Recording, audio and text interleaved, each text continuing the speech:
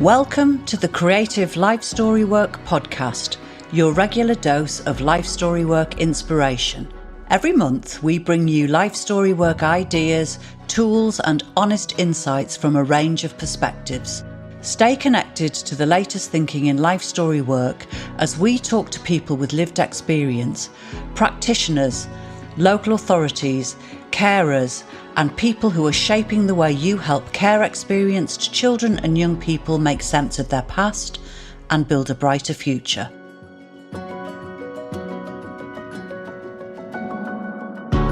We thought this would be a perfect opportunity to dig into our archives and rerun one of our most popular episodes so far, a conversation with Polly Baynes, where we explore what good life story work looks like. Polly has been involved with life story work with children for 36 years in a variety of roles, including residential social worker, local authority social worker, children's guardian, clinical supervisor, and an independent trainer. She's an associate at Research in Practice, where she has authored the Research in Practice Life Story Work Practice Guide, and she's delivered and developed the Research in Practice National Training Programme. A very warm welcome this morning, Polly, to you, to our podcast studio. Thank you very much, Dawn, and thanks for inviting me to talk on this podcast.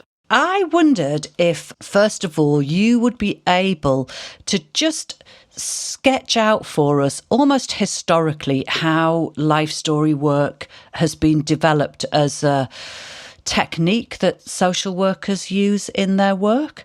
Well, I am old enough that I started my working life back in the 1980s, when the role of social workers was very different. It was very much more the kind of role that people are trying to reclaim now through relationship-based practice. We had a lot of time to spend with children and families, and direct work with children was seen as central to social workers' day-to-day work.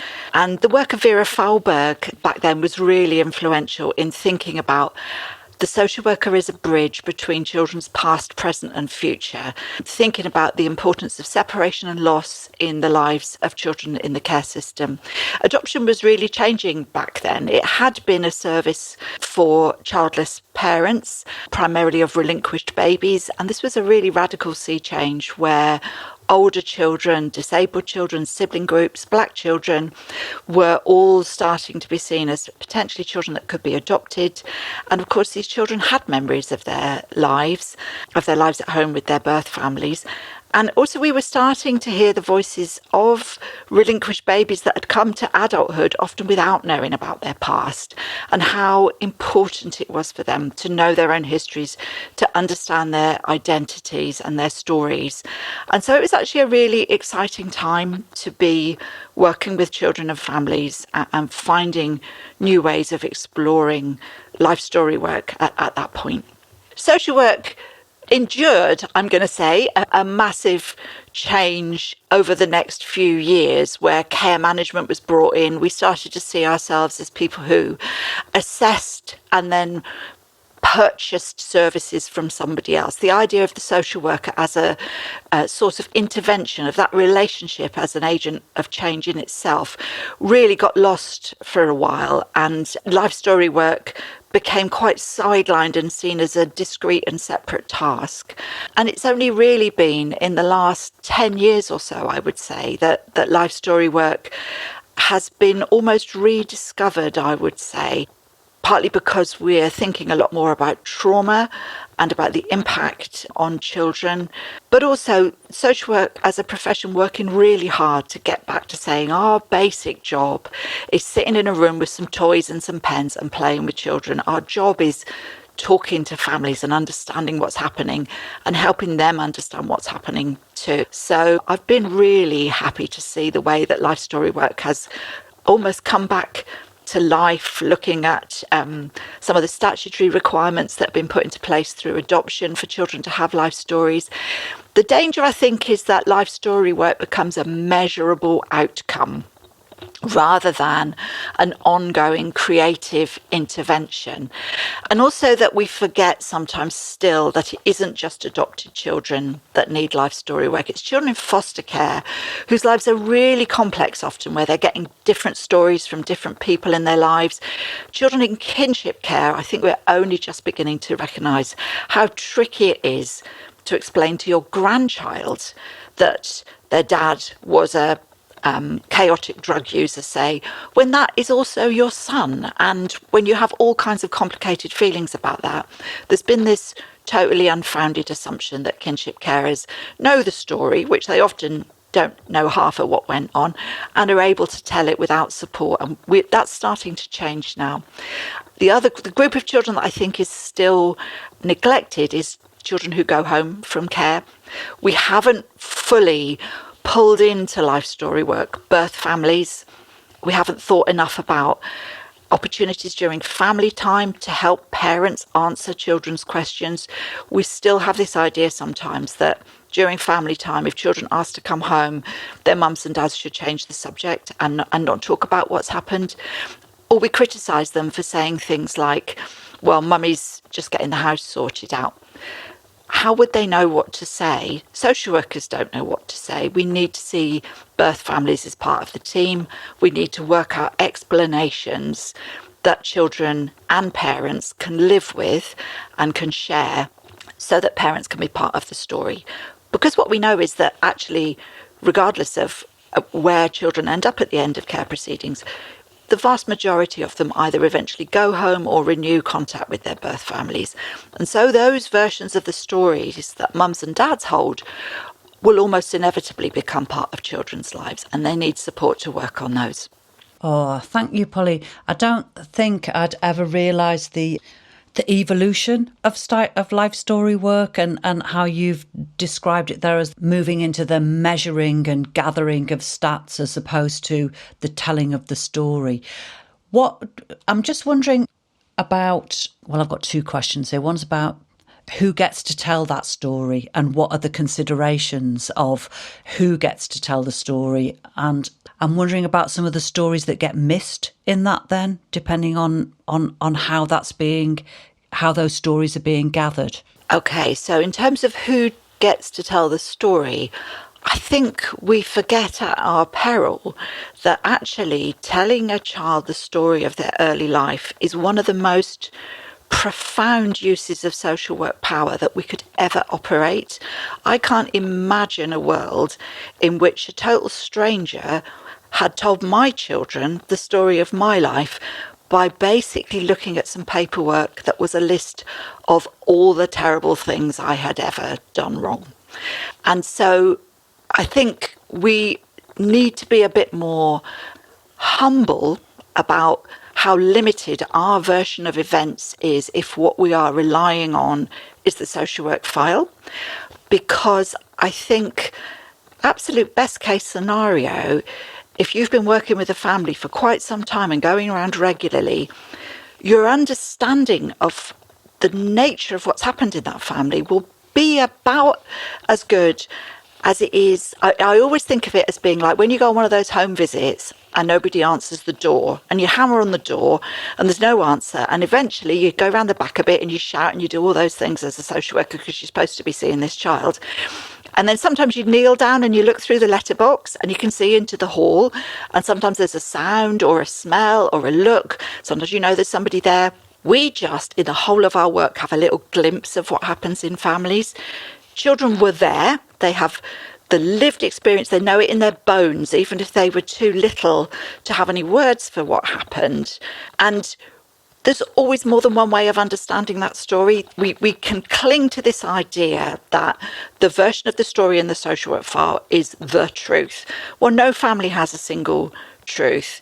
If I asked my brother what it was like growing up in my family, he would say something different to me.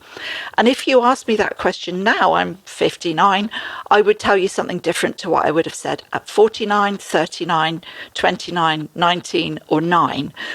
Family stories are complex, contradictory, they change over time. And I think often people will say, this child doesn't want to know the truth, they're in denial, they're very resistant, they're hard to engage in the work. It's not our job to impose our version of the truth on a child. That's not how human beings work. We all revisit and revise our understanding of our own lives. What our job is to take part in a two-way conversation where we start from what children can remember from the story that they have in their head, because they've always got a story, even if no one's ever spoken to them, even if they've never asked any questions. We start from what they can remember and the way that they've made sense of it. And then we add in some bits of what we know to create a space in which they can come to their own view about what happened, recognising that their nan or their dad or their big brother or their previous foster carer, or the one that's looking after them now, or the social worker they're going to have next week, might all have slightly different versions of the story. So I think we have to recognise that there's never one story. And you talked about who gets lost in there. Very often the particular group of people that get lost in children's stories is dads. Social work as a whole tends to focus on mothers. It often ignores men as a risk or a resource for their children. And when we forget men, we sometimes forget the whole paternal extended family too. And when we give children the message that their mothers were solely responsible for their practical care and their protection, we are accidentally giving them a terrible message about gender, about what we might expect from boys and men as they get older. No child is in care purely because their mum couldn't look after them. There are loads of children out there whose mothers have really significant difficulties, but they're all right because their dad has stepped in, or their granddad has stepped in, or their auntie has stepped in. We need to think about beyond the idea of individual failure and think more about the bigger picture of how come a child ends up in the care system. And also ensure that our stories include the impact of poverty on the lives of children and families. Inadvertently, what we do in the care system, and have always done, is to remove mostly poor children and place them with better off families. Lots of our children grow up in homes really different from the ones that they were born into, much better resourced, safer, more spacious. They might never walk down the kind of street their mum and dad were originally trying to bring them up on. And for us as social workers, that can become, it's the invisible wallpaper of practice. It's the backdrop. We don't notice it. And no child should be in care purely because their parents were struggling, were in poverty. But we know that the impact of poverty on child removal is massive. And we need to make that visible and explain how hard it was, all of the other things. So it will never just be that your mum couldn't do it, but also your dad was not around. He didn't come and make sure you were okay. Your mum didn't have anyone to help her. Maybe she hadn't finished growing up herself yet. The street they lived on was scary. It's creating that bigger picture. I'm thinking about a young woman that I worked with who had been adopted, and she said, well, my life story book's okay, but it doesn't say what jobs my parents had. She lived in a world where every adult she knew had a job. Possibly her parents might not have had a job, but that was so ordinary to the person that wrote the book, they didn't think about mentioning it.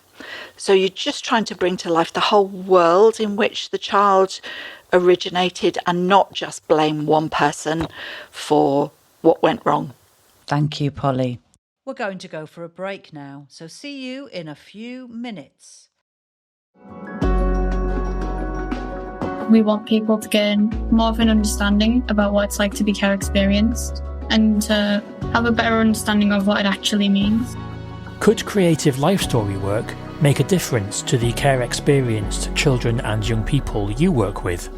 Maybe you're a social worker. I think we forget at our peril that actually telling a child the story of their early life is one of the most profound uses of social work power that we could ever operate. Perhaps you're a foster carer. You know, when they say it's all about the child, it's not, because our experiences, it's about the carer and the child. And it just gives a new angle to our relationship because we're learning about each other together. A Creative Life Story Work membership will give you, or your whole team, access to resources, including activities you can use in direct work with children and young people, training with life story work experts, and lots more. And I think a lot of our children are looking for meaning, looking for, well, why is it I feel this way when my friends don't? Why is it I get angry internally and my friends don't? The greatest thing we see is when we are able to say to young people, this is your story, this is about who you are. And then children towards the end say, it's not my fault that these things happened, but it is something that I can do something about. And once we have that, then we know we can move forward. Find out about our membership for individuals and for organisations on our website, creativelifestorywork.com.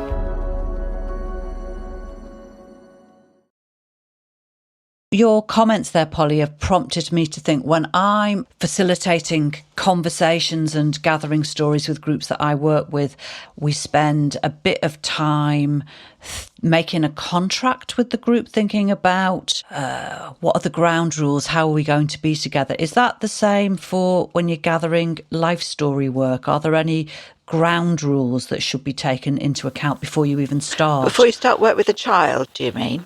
The child and the adult in their life? The first thing I should say is that I think life story work goes way beyond planned sessions. And actually, in lots of ways, life story work is part of everybody's contact with a child who already is in the care system or might be at risk of becoming it. And so of going there. So in lots of ways, the ground rules about your relationship with the child as a social worker need to be set, actually, if possible, before you first walk in the door and meet them, thinking about setting up relationships that are clear about, I am here to talk to you. We might do some playing, we might do some drawing. If I don't know something, I'll go and find out. This is how many times I'm going to come. Because for me, life story work is sometimes planned separate sessions, but it's often about the conversation you have in the car with the child on the way to family time. It's about making sure that the foster carer has the story so she can answer a child's questions when they wake up crying in the middle of the night. It's about turning up at their review with that photograph they wanted of their nan and her dog. It's all of those things. But in separate sessions, sometimes I come in as a person who is separate to the rest of the child's life. And I would always meet and talk with their trusted adults first, because I know from training foster carers, one of the things they always say is, please never come round to my house and tell this child something that I don't already know. So one of the main tasks, I think, is making sure that the adults in the child's life know the story, but also are able to hold on to it and let it be true. And sometimes, actually, that piece of work with new families of whatever kind, and also with schools and nurseries, that can be really quite a significant bit of preparatory work about, I'm going to do this and you're going to, what role do you want them to take? There's a whole load of stuff that's part of setting up social work when you've got adults in the room. Generally, that stuff about, I might ask the child a question. If they don't answer, please don't answer for them. All of that stuff. And making that relationship live while you're working with children. Sometimes saying, I'm going to ask Nanny to stop talking for a bit now. Mm-hmm. So there's an ongoing contracting with adults, because the rules of direct work with children generally have to be different from the rules of most encounters between children and adults.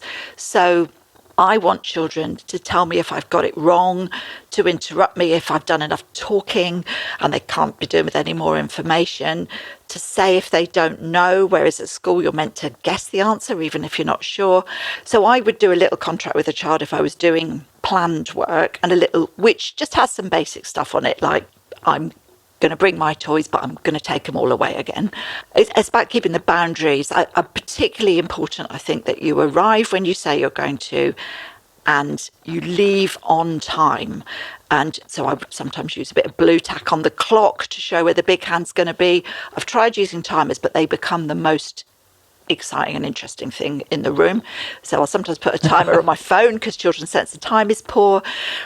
But sometimes children, like adults, do that thing where you're in the room for 40 minutes and it feels like nothing's happening. And then it's 5 minutes before you're due to go and they suddenly start talking about the thing, or playing about the thing that is really important. And it can be so tempting to think, oh, I'll just stay a bit longer. But actually sometimes people do that because they need to be able to focus on that topic and know that you're going to leave quite soon afterwards. So unless the child makes a new disclosure that you are going to have to report and it's going to have to be investigated immediately, I would say one of the things in the contract is if you say you're coming at 5, you come at 5. And if you say you're leaving at 5:45, that is when you go, and you don't let them nick your toys. Most of the children that we work with, also I don't let them hit me or hurt me or do stuff and I'll name it if it's feeling sexual. I like, well, that feels like sexy touching. We're not going to do that in here. But most of the children that we would do life story work with have experienced really loads of rejection and disappointment from adults, loads of hurt and letdown. And so often that's stuff about, will you still have that tiger in your box of animals next week? If I've asked for chocolate biscuits, are you going to bring chocolate biscuits? Those things are really important bits of boundary setting, but also of establishing yourself as a trustworthy person. So a lot of the contracting is around that, and being clear also about who's going to know about what we talk about and the drawing that we do, who's going to see that. Because I would use in life story work lots of the same techniques that I might use as direct work as part of an assessment with a child. But it's really important at the beginning that the child knows whether I'm going to sit in a meeting and talk to lots of grown-ups about what they've told me, or whether it's for their book and their story and we'll talk together about who's going to find out, who's going to get to see it. Children often need quite a bit of help to work out who to tell what about their lives as well.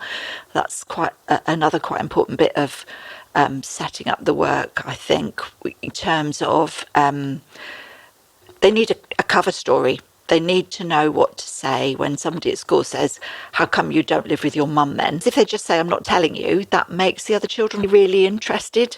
And so you need to help them work out a little bit of story that will keep people quiet, and also work out who, particularly if you're going to be sharing information with them in life story work that they're not already aware of, how much of that do they want to tell to who?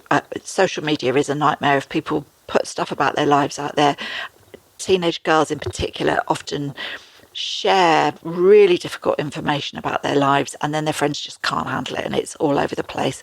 So it's not teaching them to lie, but it's helping them learn what to say, when and where and to who. What would good life story work look, sound and feel like? What would be some of the tools in your toolkit that you're taking in to have conversations in with those children and adults? I think the most important thing about what good life story work would look like would be that it would probably be different for every child. It would be responsive to what that child at this moment needs to know, who's the best person to share it with them, and how is the best place for them, the best way for them to understand it.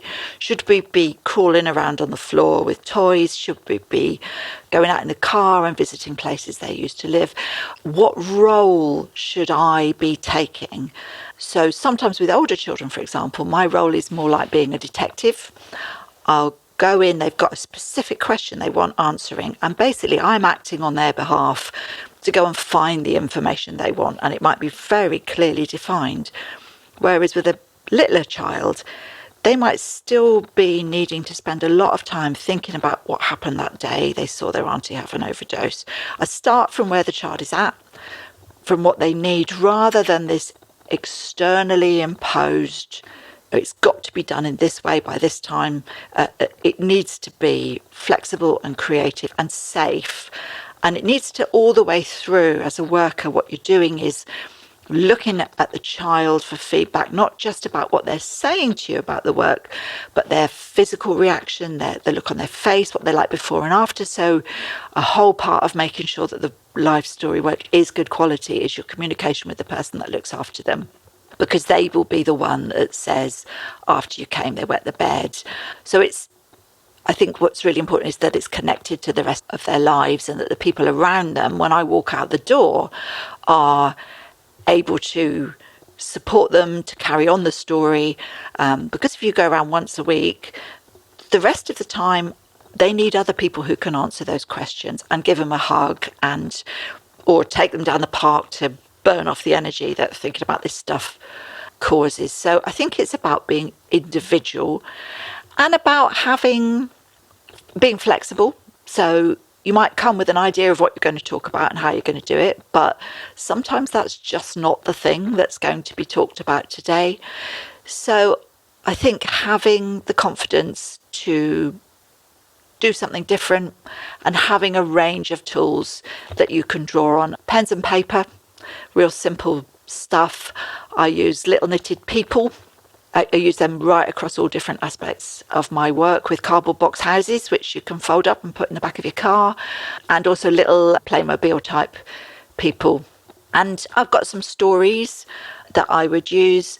I've also got a bag of mixed monsters, animals, creatures, people, but it's working out what's right for this child, and it might be walking on the beach having a chat for some kids. I can imagine the box of tricks that you arrive with as you walk into a house. My final question this morning is, and really you've covered some of it in your last talking about your toolkit, is, but what would your advice be for social workers or foster carers or other practitioners who are just beginning to facilitate life story work conversations with children and young people in their care? I would say know your child's story, and that's important whatever kind of social work you're doing. You need to know this child's story and know who the important people are in their lives when they start telling you about things. You need to build up trust. Don't expect children to start talking to you about difficult things when you're the fourth social worker they've had this year and they haven't had time to get to know you. Playing is always proper social work. And so if you are bouncing on the trampoline in a back garden for 5 weeks with a child before you even start doing any life story work, you're doing something really important. Go at the child's pace. Be brave and know that you will get it wrong. And when you get it wrong and a bit of explanation comes out wrong, or you find yourself waffling, don't be scared to say to children, I'm making a mess of this. I'm just going to have a little think and start again, because we all need to do that in life. Don't be afraid to say to children, I don't know the answer to that question. I'm going to try my best to find out. And then make sure you do try your best to find out. Always speak with their parents or about their parents with respect, even if they are not at that point. And try to be, I think what children need is someone who can bear the terrible things that have happened to them to be true, and who will still like them anyway and not see them as permanently destroyed by those things. So be hopeful, but also be the person that will stand in that story with them, because children look at adults' faces. They start telling you things and they look at your face to see if you can bear it. They don't want to hurt adults' feelings. And if they see that you can't, they will withdraw, they'll step back from that conversation. As social workers, often we can't make everything right in children's lives, but what we can do is listen properly, let it be true, not brush them off or dismiss them and say, oh, I don't think it was as bad as that, or no, you don't hate your dad. Allow strong feelings, don't be scared. And remember that there is a difference between trauma and upset. And some of our children are severely traumatized and not ready to think or talk about the past. And we quite rightly are careful with those children. But it's okay for human beings to be sad, angry, scared, jealous.